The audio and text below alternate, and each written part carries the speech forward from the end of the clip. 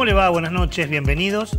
Gracias por dejarnos entrar una vez más a su casa. Ya hace 6 años que estamos haciendo este programa y que semanalmente le pedimos permiso para poder charlar con usted durante una hora, una vez por semana, sobre estos temas que tanto nos preocupan y nos ocupan.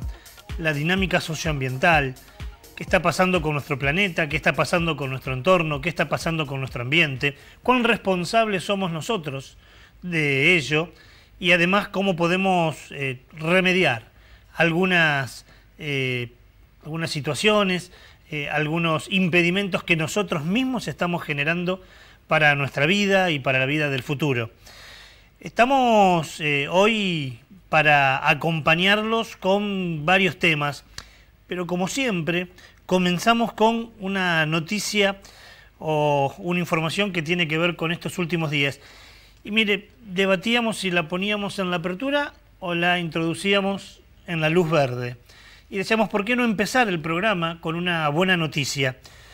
Tiene que ver con esto que recién le decía, ¿no? ¿Qué acciones, qué actividades llevamos a cabo para remediar aquello que hemos dañado? Nuestro mundo hoy tiene una escasez profunda de árboles. Hace tan solo 7 días hacíamos un programa sobre el arbolado público y hablábamos justamente sobre la imperiosa necesidad que tienen nuestras ciudades de planificar urbanísticamente respetando el arbolado.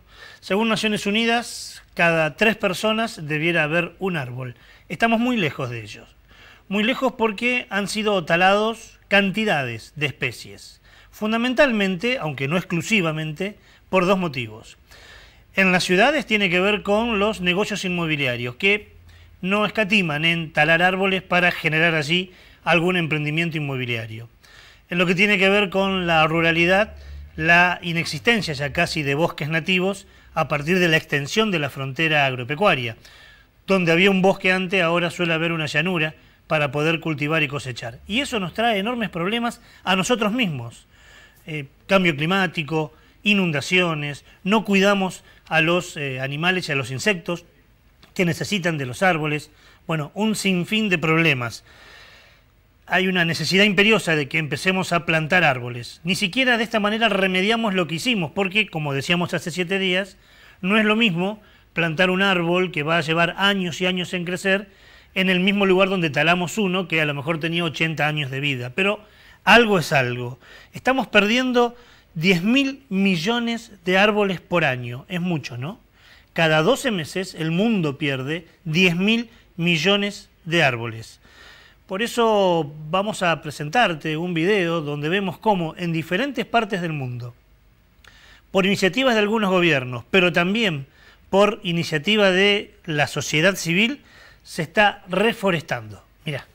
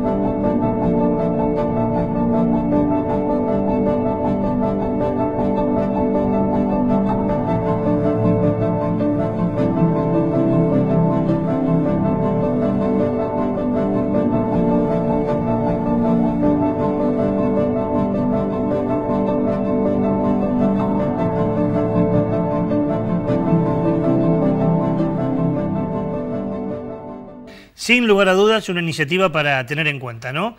Ver la posibilidad de que los estados contagien y de que cada uno de nosotros también tome casi como una misión la de plantar un árbol o plantar más. En varios países del mundo, como recién lo veíamos en este video, se está llevando a cabo. Hoy vamos a hablar de otras cosas, tenemos las luces del semáforo, tenemos agenda, bueno, tenemos lo de siempre y te lo presentamos en nuestro sumario. En Onda Verde hablamos sobre la salud, un derecho humano esencial, y cuánto depende de ella el cuidado del medio ambiente en el que vivimos. Entrevistamos a la doctora Pamela Cano para pensar juntos sobre la importancia del saneamiento ambiental en nuestra calidad de vida. Además, te contamos sobre el primer plenario 2019 de la multisectorial Paren de Fumigarnos, y hablamos con Mauricio Cornaglia, integrante de este colectivo, para que nos cuente sobre las propuestas que se trabajarán este año. Tendremos, como siempre, las 3 luces del semáforo con las noticias relevantes de la semana. Y en nuestra Agenda Verde, te contamos sobre los eventos más importantes vinculados con la ecología. Bienvenidos a un nuevo programa de Onda Verde, el único programa de la televisión regional que aborda temas ambientales. Como lo decíamos en el sumario, hoy vamos a hablar de sanidad ambiental o de saneamiento ambiental. Parecen términos difíciles. Vamos a definirlos, si le parece. ¿Qué entendemos cuando hablamos de saneamiento ambiental? Bueno, si buscamos las definiciones más tradicionales, las menos técnicas, estaríamos hablando de un conjunto de acciones, un conjunto de técnicas de salud pública, ¿no? De salud llevada a cabo por los estados, para poder sanear lo que está enfermo en el ambiente. La Organización Mundial de la Salud tiene una definición también sobre este tema y nos dice que la calidad de vida está determinada por distintos factores. Uno de ellos son factores físicos, podemos hablar también de los factores químicos, los factores biológicos, los factores sociales, los psicosociales y también los ambientales. Nuestra salud está por momentos determinada por lo que pasa en nuestro ambiente. Podríamos hasta simplificar diciendo que la ecuación podría ser: un ambiente sano puede llegar a tener comunidades sanas y un ambiente enfermo, por ende, puede llegar a tener comunidades enfermas. Y en este aspecto, todos coinciden en resaltar la importancia de la información. La información como método para que el ambiente no lo enfermemos, pero también, como decíamos en la apertura, con esta invitación a plantear arbolados individuales y públicos, de remediar lo que está de alguna manera enfermo. Está clarísimo y seguramente coincidimos que la información no salva vidas, quien salva vidas es la medicina, pero que la información ayuda, entre otras cosas, a salvar vidas. Fue lo que pasó, por ejemplo, con los brotes de ébola o de sarampión en este último tiempo, donde a partir de políticas de información el daño se atemperó, la información, la comunidad pudo informarse y saber entonces cómo actuar. Algo que antes no pasaba. Si nos vamos a las experiencias históricas, allá por el siglo XVII, solo en Europa la peste negra mató 200 millones de personas. Entonces uno se aventura a preguntar qué hubiera pasado si en ese entonces hubiera habido mecanismos de información para paliar esta situación. O la fiebre amarilla en Buenos Aires y algunas localidades de interior en la Argentina hace un siglo atrás. Evidentemente la información ayuda y mucho, pero no con eso alcanza, porque si tuviéramos buena información pero no tenemos agua potable, por ejemplo, si tuviéramos buena información pero no tenemos servicios de cloacas, por ejemplo, eso también afectaría. En el 2011, mire cuánto hace ya, ¿no? En el 2011, Naciones Unidas decía que agua potable y saneamiento ambiental es un derecho humano. Bueno, pasó mucho tiempo y estamos en deuda con eso. Por eso hoy vamos a hablar con un especialista sobre el tema, sobre saneamiento ambiental. ¿Cómo hacemos para tratar de sanar, de curar lo que está enfermo y qué exigimos también? Porque en esto, sin lugar a dudas, las macropolíticas son fundamentales. En el segundo bloque vamos a hablar de esto, pero momento de presentar la primera luz del semáforo. Se prende la luz roja, la que dice atención, parar, y por eso voy al encuentro de Raúl. ¿Cómo te va, Raúl? ¿Cómo andás, Ricardo? Bienvenido. Gracias. Hoy vamos a hablar de un tema importante. Sí, importante. Y ¿sabes qué? Que no está mucho en las agendas de los políticos. Venimos de elecciones y en las campañas no aparece, por ejemplo, esto, qué tipo de ciudad queremos y qué tipo de ciudad construimos desde la sanidad. Así es. Vamos a hablar en la luz roja con lo que el caso de Colombia, ¿sí? Específicamente. Vos decías desde el gobierno no hacer nada. En Colombia tampoco. ¿Por qué? Porque una líder indígena sufrió un ataque. ¿Sí? Una más. Uno más. porque esta líder había tenido algunas amenazas. Bueno, esas amenazas fueron concretas. ¿Sí? El sábado pasado se registraron algunos ataques a una comunidad mientras realizaban una asamblea. 2 hombres resultaron heridos, pero bueno, es un llamado de atención porque esta persona ya había sido amenazada. Esto se concretó el fin de semana. Estamos hablando de Francia Márquez, colombiana ella, quien ganó el premio Nobel alternativo, el mismo que ganó Berta Cáceres, digo bien, ¿no? Sí, parece que ganar el premio después termina en una amenaza y bueno, en el caso de Berta terminó siendo un asesinato, ¿no? Claro, Francia ganó el premio Nobel alternativo de medio ambiente, tuvo un atentado, lo presentamos, como bien dijo Raúl, en nuestra primera luz del semáforo, la luz roja.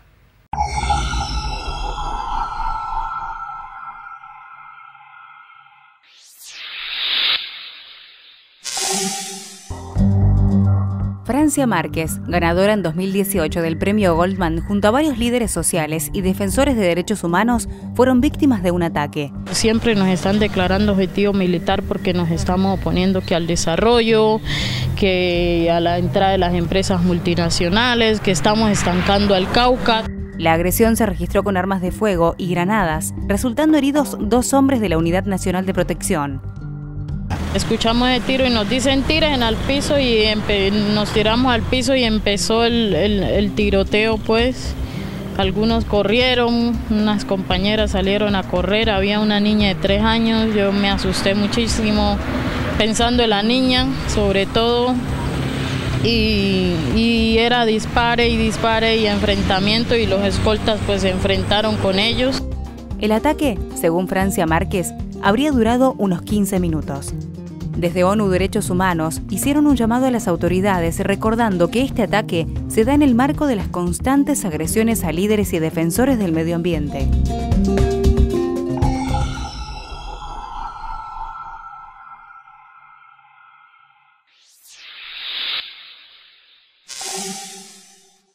Allí aparecía la crónica y como siempre cierta dirigencia política llega muy tarde porque una vez que se conoció la noticia del atentado, el presidente de Colombia salió con una serie de anuncios. Así es, el presidente Iván Duque reforzó lo que es la seguridad en este sector donde estaba la comunidad indígena, las distintas comunidades que estaban en la asamblea también, pero bueno, como decías, recién después de este ataque parece que emplean las medidas necesarias, ¿no? Una persona que ya había tenido amenazas, otros dirigentes sociales también habían sido amenazados por estos sectores que tienen que ver con multinacionales, ¿no? Tanto representantes de represas o de aquellos que tienen que ver con petroleras, pero bueno, la respuesta como siempre en estos casos llega demasiado tarde. Llega demasiado tarde y por eso lo ubicamos en la luz roja, tema que seguramente Raúl seguirá para ver qué pasa con Francia también y su salud, ¿no? Así es. De esta manera llegamos a nuestro primer corte. Cuando volvamos, atrás nuestro en la mesa donde solemos hacer nuestras entrevistas, va a estar la doctora Pamela Cano. Con ella vamos a hablar sobre saneamiento ambiental.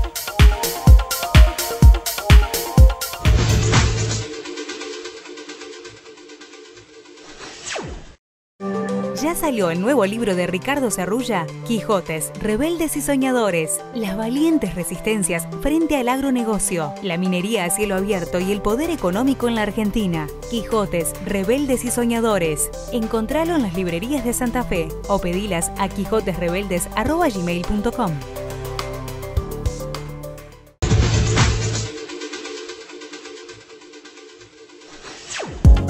Segundo bloque del programa y como lo habíamos anunciado recientemente, vamos a hablar con la pediatra y neonatóloga Pamela Cano. Pamela, ¿cómo te va? Buenas noches. Muchas gracias por la invitación. Gracias por venir. Bueno, queríamos hablar desde hace tiempo sobre esta problemática, el saneamiento ambiental. Y la verdad que cuando en la mesa de producción tiramos el tema, parecen así palabras hasta complicadas, ¿no? ¿Qué es el saneamiento ambiental? Nosotros trajimos algunas definiciones no nuestras, sino de Naciones Unidas o de la Organización Mundial de la Salud. Si tendríamos que decirle a la señora, al señor, que ahora está viendo el programa mientras cena, ¿qué es el saneamiento ambiental? Y el saneamiento ambiental está, o sea, son medidas. El término que utilizaron ustedes es el que utilizamos nosotros, los médicos en general. O sea, son medidas que deben tomarse desde lo micro social, como decís vos, la familia que está en casa, las medidas de higiene dentro de la cocina, del baño, o sea, de su casa, hasta lo macro social, que es lo que decías vos de conductas, digamos, de política de salud, ¿sí? Para generar un ambiente que sea lo más saludable posible. Relacionado, sí, con el tema de que haya un agua segura, de que no haya desechos en el entorno que contaminen el espacio. También el saneamiento se habla mucho, es un tema que ustedes lo tocan por el tema del programa, el tema de los agrotóxicos, ¿sí? Que es algo que se está hablando mucho porque nuestra región está sufriendo intoxicaciones y enfermedades graves por eso. O sea que tenemos como, a ver si entendí bien, como una frontera. Hay un saneamiento ambiental, no sé si decirlo privado, pero casero, donde nosotros tenemos que colaborar. Exacto, como decías vos, por ejemplo, de esto de los árboles, de que cada uno se haga responsable quizás en plantar un árbol, como hay cuestiones políticas de salud a nivel macro social, digamos, uno en su casa tiene que tener ciertos recaudos, pero también es como decís vos, si yo vivo en un barrio en donde no tengo agua potable, en donde no tengo cloacas, no pasa el recolector de basura, uno puede recolectar la basura, tener ciertos cuidados con ciertas infecciones, como por ejemplo el dengue, que hubo varios casos en Santa Fe. Si no hay una conducta también desde los que nos deben cuidar, uno en su casa puede hacer un montón de cosas, pero hasta cierta medida, hasta donde uno pueda, que tenga las herramientas posibles, digamos. Me animo a jugar con una metáfora. Si el ambiente sería un señor o una señora y estás yendo, apenas termina esta entrevista, a tu consultorio y lo chequees, los vas a ver muy enfermo, algo enfermo, grave. ¿Cómo pensás que lo vas a ver? Al ambiente. Al ambiente, sí. Ahora como está. Sí, va a tu estudio. Y ahora, yo creo que ahora está grave, grave, por toda esta información que vos estuviste dando al principio del programa, que es conocimiento mundial. Lo bueno, y que vos también remarcabas, es el tema de la información, que vos dijiste que la medicina salva vidas. En realidad la información salva vidas, ¿sí? Porque si no nosotros no estaríamos informados y no saldríamos a la comunidad a informar, digamos, sería de un cierto grupo de personas que tienen el conocimiento y no lo abren hacia la comunidad. Hubo momentos históricos donde murieron millones de personas. Para hacer este trabajo leíamos que en Europa, por ejemplo, a partir de una epidemia, desapareció media Europa, ¿no? A partir de epidemias. Bueno, todos recordamos lo que fue la fiebre amarilla, en su momento, sobre todo en Buenos Aires. Pero además, y esto es una pregunta más que es una afirmación, digo, en aquellas sociedades de hace mucho tiempo atrás, donde por ejemplo no había una política de qué hacer con los muertos, ¿no? Muchas veces los muertos estaban en la calle, o de el mal tratamiento de nuestras heces, de nuestra orina, eso generaba un ambiente realmente peligroso, ¿no? Sí, porque hay muchas infecciones, están muy relacionadas. Yo que soy pediatra, digamos, una edad en donde hay muchas infecciones, por ejemplo, parasitosis, o bueno, las propias heces están llenas de gérmenes, que son causantes de muchas infecciones. Bueno, hablando de estas epidemias tan antiguas, pero que lamentablemente por la falta de información surgen, como el tema del sarampión, que hay nuevos brotes. Digamos, el sarampión también es una infección de transmisión fecal-oral, se llama, ¿sí? Por eso la Sabin, que es la vacuna que previene, la Sal, que es inyectable para ciertos virus del sarampión, y la Sabin para otros virus del sarampión, que se colocan bebés más grandes, ahora se administra, porque son gotas, se dan a nivel oral para cubrir ciertos gérmenes de la flora intestinal, ¿sí?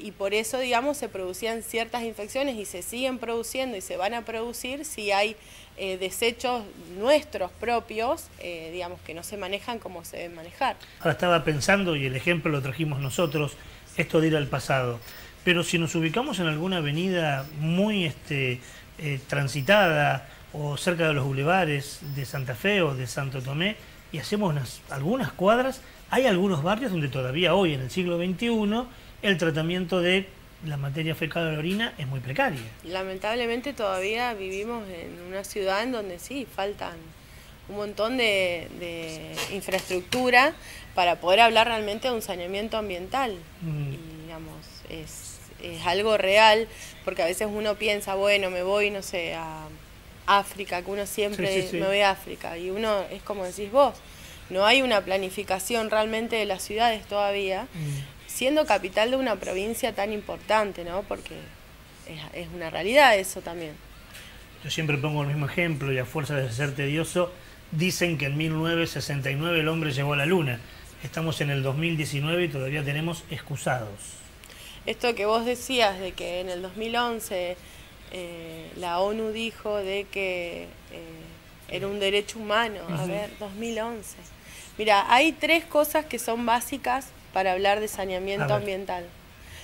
Una es la lactancia materna, la otra es el agua potable y la otra son las vacunas. Por eso es importante informarse en todo esto, ¿sí? Y más con estas modas que a veces hay que son muy peligrosas para la salud, que nos hacen retroceder estos tantos años atrás de la humanidad en donde se producían estas infecciones por falta de saneamiento. Hablaste del agua potable, cuán importante es para la salud del ambiente y de las personas. Claro, hay lugares en nuestro país que a veces ni siquiera tienen agua, ni potable ni no potable, que también está muy relacionado, bueno, en la parte del impenetrable. Las comunidades de los pueblos originarios son uno de los grupos más sufridos, digamos, que ni siquiera tienen agua de ningún tipo, o sea, ni potable, ni de pozo, y el tema de su mala nutrición, como pasa en el resto de nuestra sociedad, más que nada las comunidades con más bajo recurso.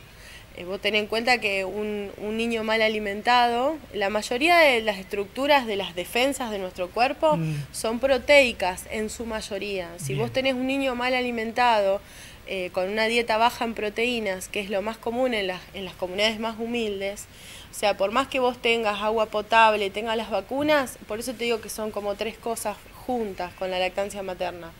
No, o sea, falta una pata de la mesa, siempre va a haber una falencia de esas, y vos te pones a pensar, y es algo tan básico como tener agua potable, que tome la teta al bebé y que tenga las vacunas. Lo de siempre, los esfuerzos o las necesidades de la responsabilidad individual y también la de la política, ¿no? Totalmente. ¿Te podés quedar un ratito más? Sí, no hay problema. Pamela se queda un ratito más y ya vamos a seguir hablando con ella, pero momento de presentar la segunda luz del semáforo. Es la luz amarilla, esa información por la cual muchas veces discutimos y mucho con Raúl dónde la ubicamos. Pero en este caso creo que tiene razón Raúl, ¿eh? Nos va a hablar de algo vinculado con el plástico, te lo presenta Raúl en esta segunda luz del semáforo. Como te decía Ricardo, siempre la luz amarilla es discutida. En este caso está más cerca de ser una verde que una roja. ¿Por qué? Porque crean bolsas a partir de plantas, más específicamente lo que son la planta yuca, ¿sí? Que se consigue más en otros lugares de Latinoamérica que en nuestro país y concretamente también en lugares del sudeste asiático. Tenemos que hablar que es casi una buena noticia. ¿Por qué casi? Porque este es un lanzamiento, una presentación. Se vende en algunos lugares muy específicos como puede ser Indonesia. Veremos si abarca al resto del mundo. Es una noticia que por ahora la ubicamos en el medio, en la luz amarilla.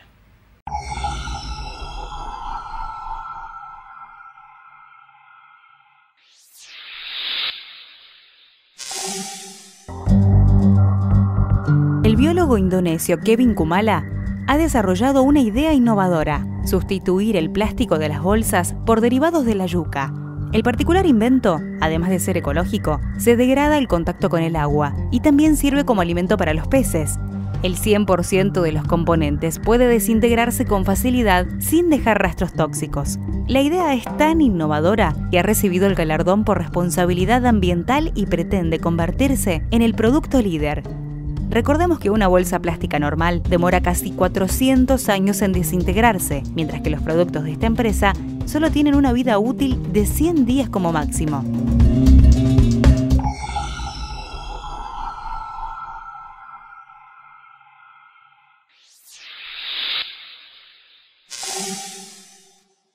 en un momento, Raúl, donde se está hablando de el mar, el océano, con cantidad de bolsas plásticas. Como hablábamos con Pamela, no hay que irse muy lejos. La laguna Setúbal es, en relación de agua con plástico, el espejo de agua más contaminado del mundo. Así que es una interesante iniciativa la de esta empresa, ¿no? Así es, porque esta empresa dice que estas bolsas, que van a salir al mercado en breve, esperemos, pueden ser hasta alimento de los peces, ¿sí? Los peces van a poder comer y no contaminarse, porque lo hemos mostrado en muchas ocasiones en nuestro programa en Onda Verde, que mueren cantidad de peces por cantidad de bolsas que encuentran porque la confunden con alimento. Totalmente. Entonces la ingieren. En este caso no le afectaría al organismo del pez. Muy bien, interesante, Luz. Estaba bien en este caso, bien, ¿no? Porque la otra vez, el programa pasado me discutió, ¿se acuerdan? Peleamos y mucho, pero en este caso creo que está bien porque es una iniciativa y seguramente de acá a un tiempo, si sale, ojalá la repetís en la verdad. Así es. Gracias, Raúl. Vuelvo a la mesa que estamos hablando con Pamela. Pamela es pediatra, es neonatóloga, es Pamela Cano.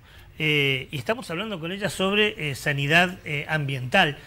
La relación entonces es, Pame, me animo a decir, directamente proporcional. Medio ambiente sano, comunidad más sana. Medio ambiente enfermo, comunidad más enferma, ¿no? Totalmente, sí. Sí, es así, es lo que hablábamos recién. A través de ciertas conductas, desde muy minúsculas, desde tu casa, hasta, digamos, conductas de políticas de salud pública. Hablabas de la leche materna, o sea que vacunas, agua y alimentación. Sí. La alimentación también tiene que ver con nuestra salud. Hoy tenemos, me parece, corregime si me equivoco, dos grandes problemas. Sí. Por un lado, la comida chatarra, digo, el ritmo de vida nos hace comer cualquier cosa, y por otro lado, alimentos que compramos en la verdulería del barrio, pero que están muy contaminados. Sí, eso me pasa en lo personal ahora desde que soy mamá. Tengo una bebé de 10 meses y uno se cuestiona esto todo el tiempo, debo decir. O sea, la Organización Mundial de la Salud y UNICEF y WABA, que es, digamos, es una entidad internacional que habla de lactancia materna, que todos los años hay un lema de eso, de la lactancia materna, te habla de que los niños, digamos, una alimentación saludable es lactancia exclusiva hasta los 6 meses, con alimentación complementaria hasta el año y hasta los 2 años o más, o como yo le digo en el consultorio a las mamás, hasta que el contrato mamá-bebé se rompe, uno de los dos ya no quiere saber nada con la teta, ahí ya se termina el contrato de la lactancia. Complicado con el ritmo de vida. Complicado esto de la alimentación. Hay una industria que está produciendo productos, la comida chatarra, que son ricos, son sabrosos, tienen sustancias que son totalmente adictivas. Entonces compiten con la alimentación sana, en donde pasa esto, de que uno empieza a plantearse de decir, bueno, planto aunque sea un tomate en el patio de mi casa para que no sea tanta la cantidad de agrotóxico que pueda consumir, que consuman nuestros niños, que uno trata de hacer una dieta equilibrada, saludable, dentro de la parte de vegetales, ¿no? Sí, sí, sí. Bueno, si hablamos de los pollos, estamos en lo mismo. También, bueno, es como que uno se plantea desde uno de lo profesional, pero también en lo personal, cómo alimentarte lo más saludable posible. Y también esta comida chatarra, que es como decís vos, que también genera tantos desechos, o sea que es como un circuito de consumo, ¿viste? Y hay una cuestión de imagen también que nos pasa mucho en los niños más grandes y adolescentes, en donde por un lado tenés que tener cierto estereotipo de cuerpo, pero por el otro lado viven en esta empresa de la M amarilla. O sea, encrucijadas por todos lados. Claro. Por un lado, la elección de dónde comprar y qué comer. Por otro lado, genera casi una adicción ese tipo de comida. Sí, están preparados para que sean adictivos. Tienen sustancias que te genera que consumas más. Veíamos un video, es muy conocido el video, por eso me animo a traerlo a la mesa, de esa persona, ese joven que hizo la experiencia de comer en una cadena muy reconocida, la que vos recién decías, comer comida chatarra, y en un mes consumió más azúcar que lo que cualquier ser humano consume en 8 años. ¿No? Sí, es terrible. Y modificó su cuerpo de manera sustancial. Igual que las bebidas también conocidas que se relacionan con bebidas esta gaseosas. cadena, claro, que tiene una cantidad de azúcar increíble, y también lo que hacen es, no dejan absorber, por ejemplo, el hierro, que es tan importante. Una de las principales, digamos, problemas nutricionales en los niños pequeños es el déficit de hierro, la anemia ferropénica, se llama, por déficit de hierro. Entonces, esta encrucijada que vos decís todo el tiempo, vos decís, bueno, a los chicos le dan carne, o sea, ciertas sustancias, ciertos alimentos ricos en hierro, pero paralelamente le están dando estas bebidas que borran el hierro y otros nutrientes. ¿Cuánto desconocimiento? Y en eso estoy pensando en la mamá o en el papá que está viendo y dice, pucha, yo le daba esto porque me pareció que estaba bien, porque aparte cuando leo la etiqueta, muy chiquitito, no me dice nada, y ahora se está dando cuenta de esto, ¿no? Sí, hay una cuestión de la industria de desinformación de lo que uno come, porque te lo ponen así en algunas etiquetas y a veces no te informan todo. Hay otros países en donde ya está planteado esto, de decir, bueno, esto tiene tantas calorías, tiene esta sustancia, ¿sí? Y por otro lado, si decimos, bueno, vamos a darle a nuestros hijos o vamos a tomar como familia la decisión de comer de forma natural, sabemos que una frutilla corondina puede tener 18 aplicaciones de veneno. Sí. Entonces, no, realmente, es complicado. Sí, es complicado. Es bastante preocupante la situación. De todas maneras, no sería correcto decir que no hay solución, ¿eh? Desde las granjas individuales hasta la necesidad imperiosa de volver a insistir a los gobiernos de fomentar la agroecología. Claro. La última, Pame, porque ya tenemos que cerrar este bloque. Los remedios que nuestras abuelas, en mi caso, en mi edad, nuestras madres y nuestros padres nos daban, y que tenían que ver con los remedios de los pueblos originarios, los remedios ancestrales, vuelven a tener vigencia y vuelven a demostrar que tienen sabiduría, ¿no? Sí, hay algunas sustancias que uno como pediatra, por ejemplo, hay algunos test, por ejemplo, el test de anís estrellado, que muchas personas han consumido. Hay algunas sustancias que uno tiene que tener cuidado en la administración a un bebé, ¿sí? Un menor de 2 años, o sea, no se recomienda darle ningún tipo de té, ¿sí? Porque puede ser peligroso. Específicamente el anís estrellado puede dar hasta convulsiones, entonces hay que tener cierto cuidado, ¿sí? Con algunas sustancias. Yo realmente no soy una persona capacitada para hablar de algunas sustancias, de medicamentos ancestrales. Sí soy realista en que la mayoría de los fármacos vienen de plantas. Bien de plantas. O sea que hay una cuestión, como siempre volvemos, de una industria que se mete y hace lo que necesita para que la gente consuma. Pero respeto un montón la medicina ancestral, pero yo como pediatra no recomiendo ciertas sustancias, por ejemplo esta que sí conozco, que puede dar intoxicaciones. Eso sí te lo puedo decir. Pamela, te agradezco que hayas venido hoy. Bueno, gracias por la invitación. No, a vos. Estábamos hablando con Pamela Cano.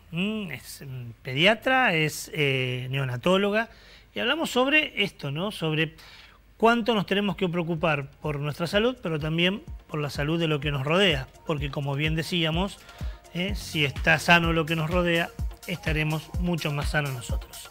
Hacemos la segunda pausa, nos queda todavía mucho material.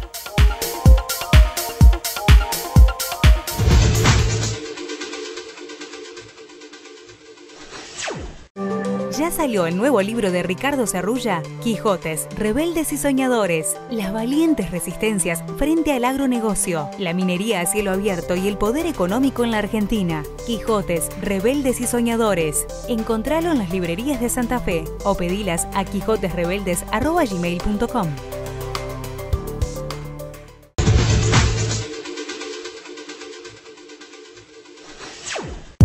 Tercer y último bloque del programa de hoy. Hace un tiempo atrás se llevó a cabo en la ciudad de Santa Fe uno de los 5, 6 plenarios que suele tener anualmente el colectivo Paren de Fumigarnos. Van rotando de ciudades. El primero del año 2019 tocó en la ciudad de Santa Fe. Estuvimos acompañándolos, fuimos con las cámaras de Onda Verde para hablar justamente con ellos. Y nos encontramos con Mauricio Cornaglia, uno de los integrantes del movimiento Paren de Fumigarnos. nos habló sobre cómo vienen diseñando la actividad de este año. Obviamente vuelve a ser centro de la cuestión la necesidad de que la legislatura apruebe la modificación de la mal llamada ley de fitosanitarios y pueda regular normas, como decíamos con Pamela, para que las fumigaciones sean a determinados metros del ejido urbano. Un proyecto de ley que, como sabemos, tiene 3 grandes puntos: la limitación a 1.500 metros del ejido urbano para fumigar, la prohibición de la fumigación de manera aérea y también la fomentación de la agroecología por parte del Estado provincial. Proyecto de ley que fue presentado en 5 veces, 5 oportunidades, y nunca pudo convertirse en ley. Con la tenacidad de los Quijotes, el colectivo Paren de Fumigarnos tiene como tema central volver a insistir con este proyecto de ley. Pero además, Mauricio Cornaglia nos va a contar sobre una marcha de los barbijos que se va a llevar a cabo en junio en la ciudad de Rosario y que es nacional.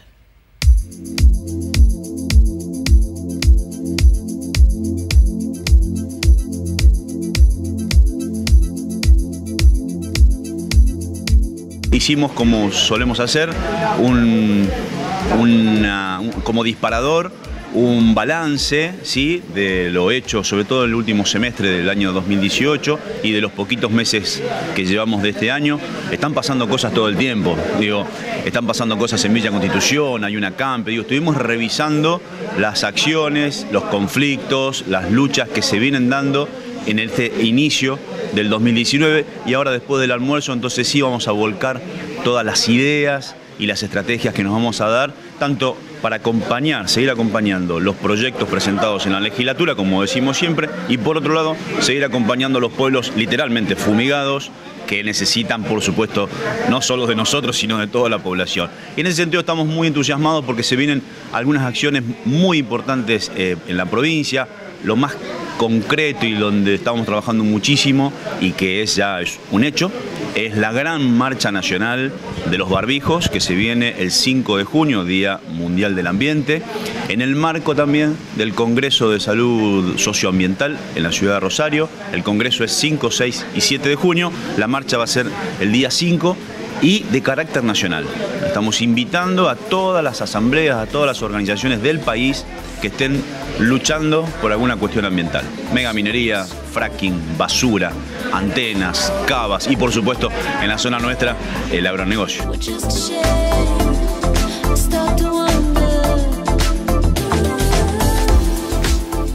Siempre nos recriminamos, criticamos de que justamente lo que está faltando, nos viene faltando, y por eso avanzan sobre nosotros los gobiernos de la mano de, mejor dicho, las empresas de la mano de los gobiernos de turno. Lo que nos está faltando todavía en Argentina es esta amalgama entre los luchadores, entre el pueblo, los de a pie, como decimos, ¿no? Bueno, la Marcha Nacional de los Barbijos tiene ese primer intento, o un nuevo intento, si se quiere, porque hubo otros, de poder encontrarnos y amalgamar todas esas luchas, que son muchísimas, lamentablemente, pero que al mismo tiempo habla de un pueblo que de verdad está despierto, o que se está despertando cada vez más, y que no está dispuesto a seguir naturalizando el avasallamiento que hay sobre los territorios, sobre la salud de las personas.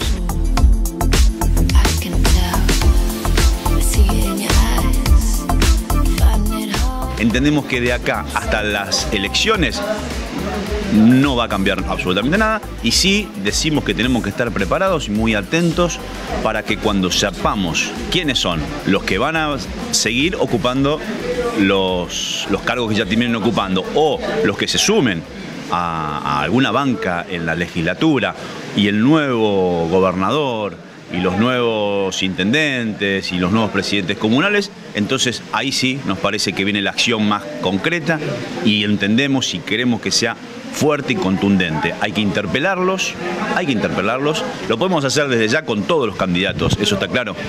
Viene bien este momento para ponerles el micrófono a todos y cada uno y decir, ¿qué piensa, si es gobernador, usted qué piensa hacer con el tema de los agrotóxicos? Y así con cada uno de ellos. Es un buen momento para la campaña Paren de Fumigarnos, para la multisectorial y para el ciudadano común, ¿no? Que escuche alguna vez qué qué se dice, qué dicen los candidatos alrededor de esta problemática que nos está matando.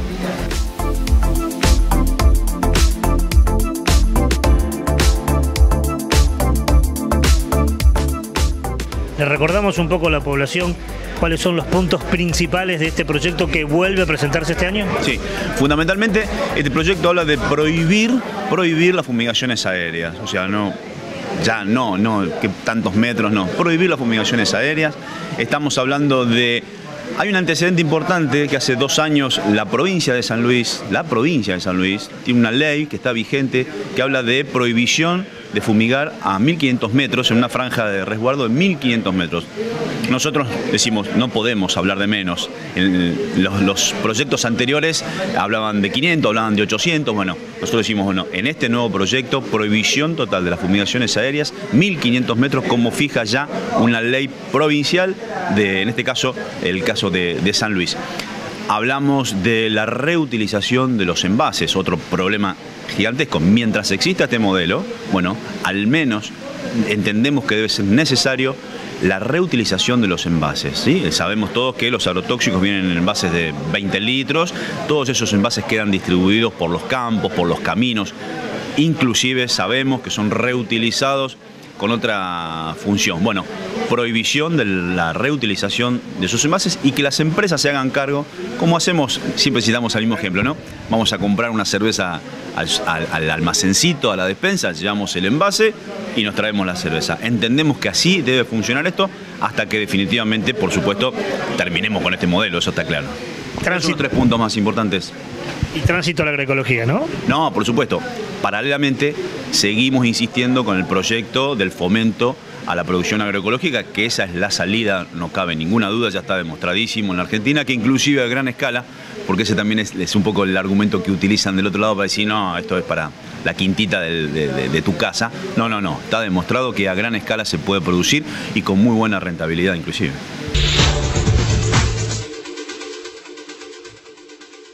Ahí estaba Mauricio Cornaglia, el agradecimiento al colectivo, al PAREM, por dejarnos entrar, ¿no? en su plenario un sábado a la mañana y poder hacer algunas entrevistas. Tenemos varias más que vamos a ir presentando en sucesivos programas.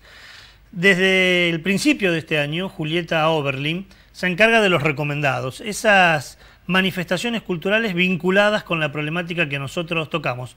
No pudo venir hoy al acompañarnos al programa, pero hizo su producción y nos recomienda un video interesante que puede pasar en una comunidad que es 100% obesa, una comunidad que ha tomado casi como disciplina comer mal y es muy obesa, y un chico que quiere volar en el sentido real, pero volar también como metáfora. Una interesante producción de imagen que nos invita a pensar también cómo alimentarnos y cómo soñar con otra posibilidad de alimentación.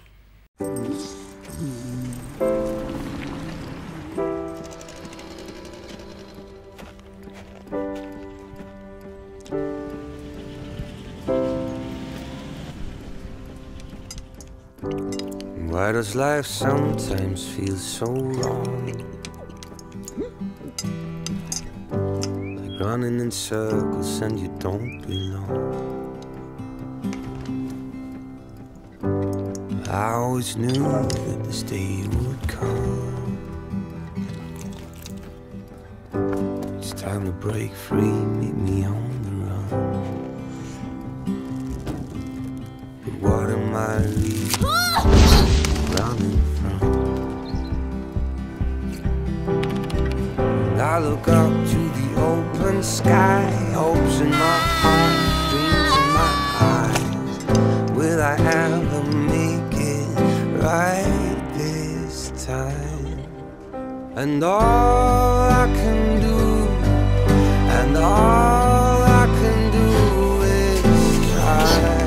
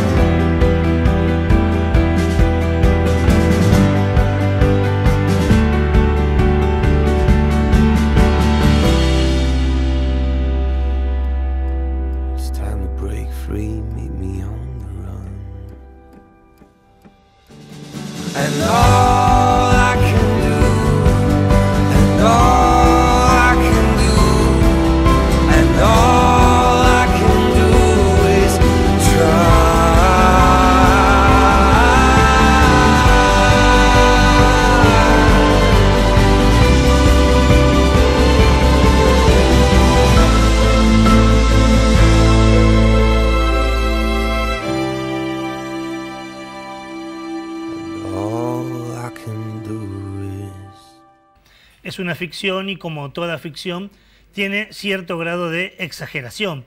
Pero pensémoslo un poquito y veamos si no estamos yendo como comunidad a ello, ¿no? Hoy la obesidad es un tema de salud pública. Los países en general, y Argentina no escapa a ello, tiene un gran problema de salud, que es la obesidad en todas las franjas de edades, y donde los chicos también la están sufriendo y mucho. Por eso hablábamos con Pamela sobre la necesidad de educar de manera alimentaria también.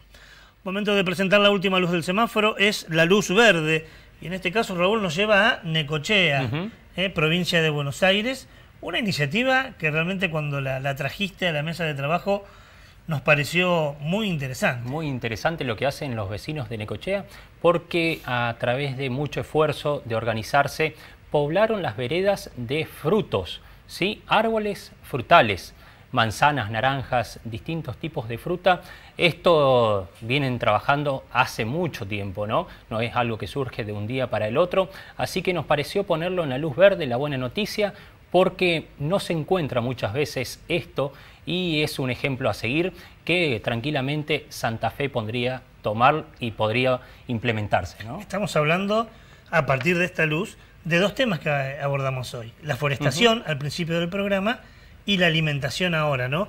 Por eso es una muy buena noticia, sucede en nuestro país, bienvenido sea, y lo presentamos en nuestra luz verde.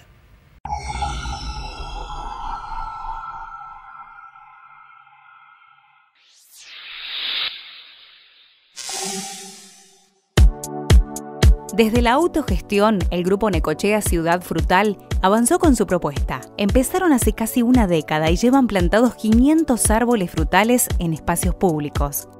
Consultaron normativas en la municipalidad y se entusiasmaron con una idea que pudiera ser replicada por distintos barrios.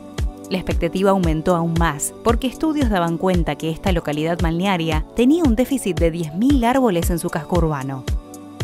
Ya sumaron 13 colaboradores voluntarios y la mayoría de quienes hoy participan tienen menos de 19 años. La semilla del proyecto prendió, y no solo en las veredas. Sembrando, teniendo contacto con la tierra, se gana en calidad de vida, que si el que le gustan los pájaros, en vez de tener una jaula, tiene un árbol, va a tener más pájaros, que el que quiere tener una salud propia y para sus hijos que piensen que alimentarlos de una forma saludable lo va a lograr eso. Hay miles de canales de cómo llegar desde la tierra, entenderse mucho mejor con lo que nos rodea, ¿no? Con el ambiente.